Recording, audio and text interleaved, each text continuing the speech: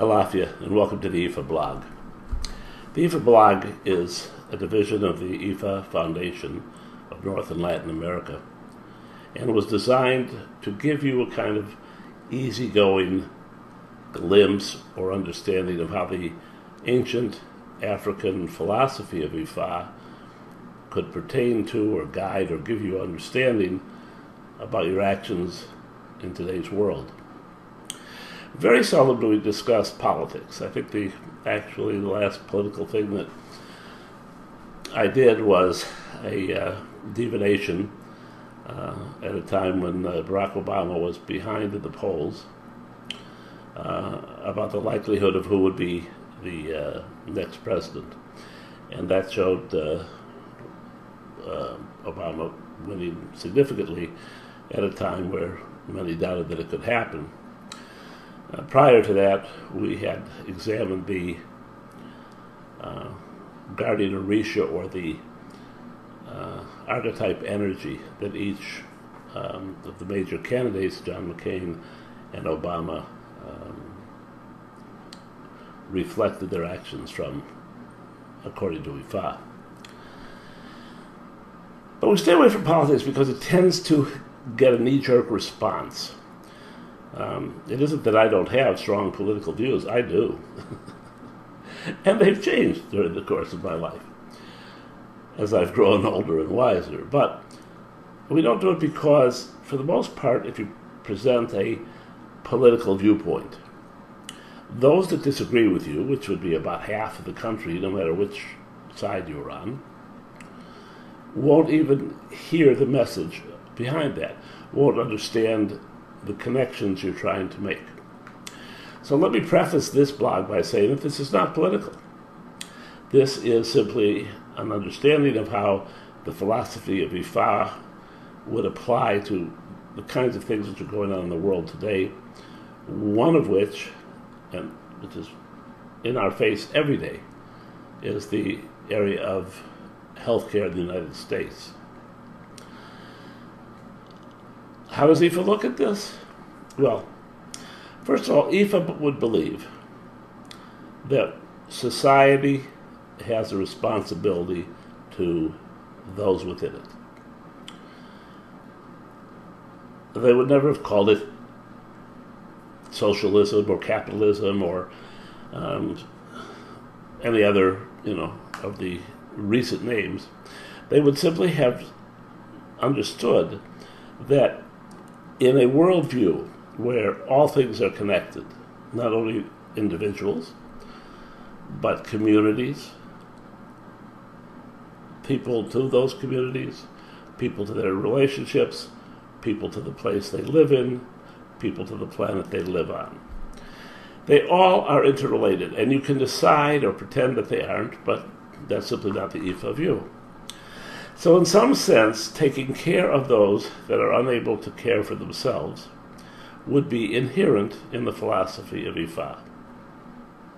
How you do that, obviously, is open to an enormous number of possibilities. But the basic possibility is that there is that responsibility, that this pimple on the behind of time, our culture, the several hundred years of America, and the perhaps 100 and some years of capitalism and individualism as the only course to go forward,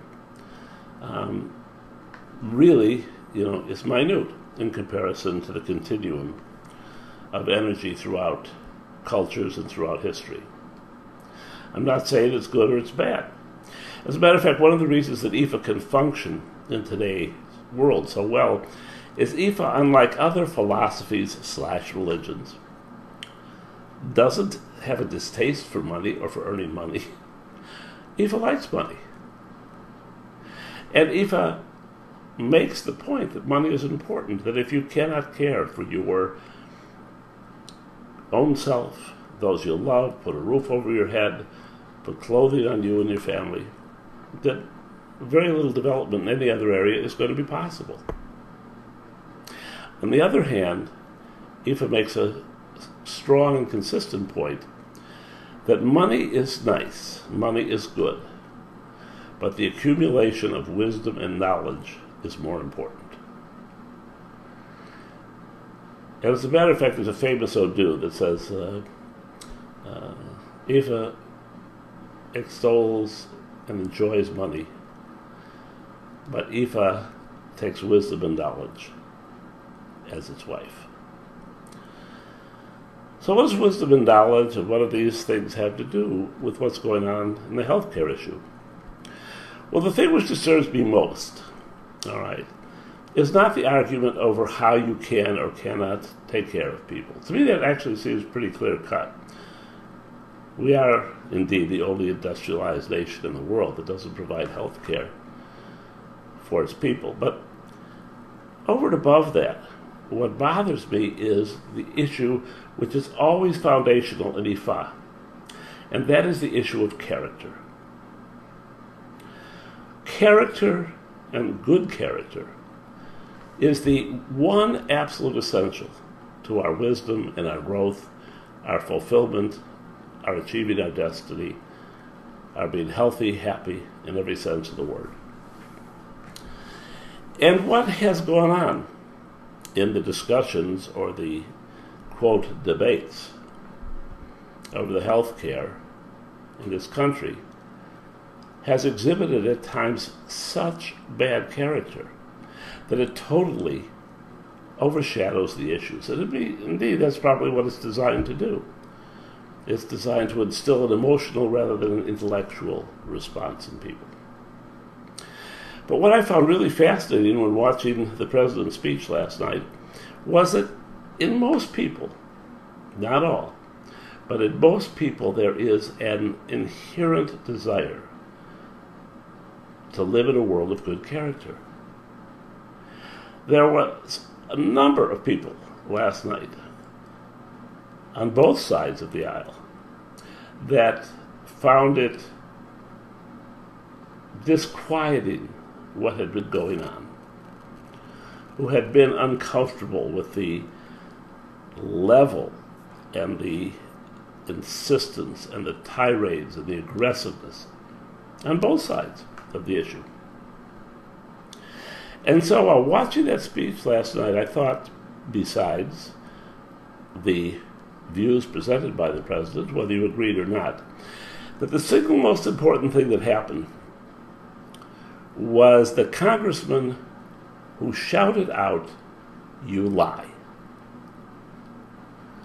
who attacked the character, the validity, and the honesty of the President of the United States in a setting in which, to the best of everyone's knowledge, in the hundreds of years of our government, such a thing had never happened.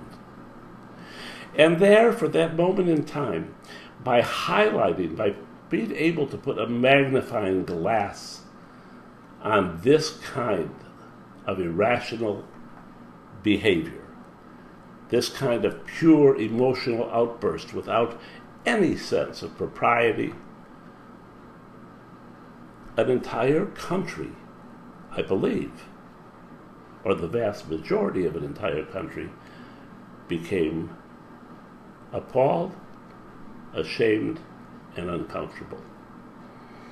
And whatever happens, I think we'll look back at that moment as one of the critical moments in whether or not this society fulfills its obligation to find a rational, livable solution to caring for those that are part of it.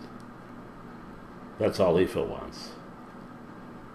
Until next time, love and blessings.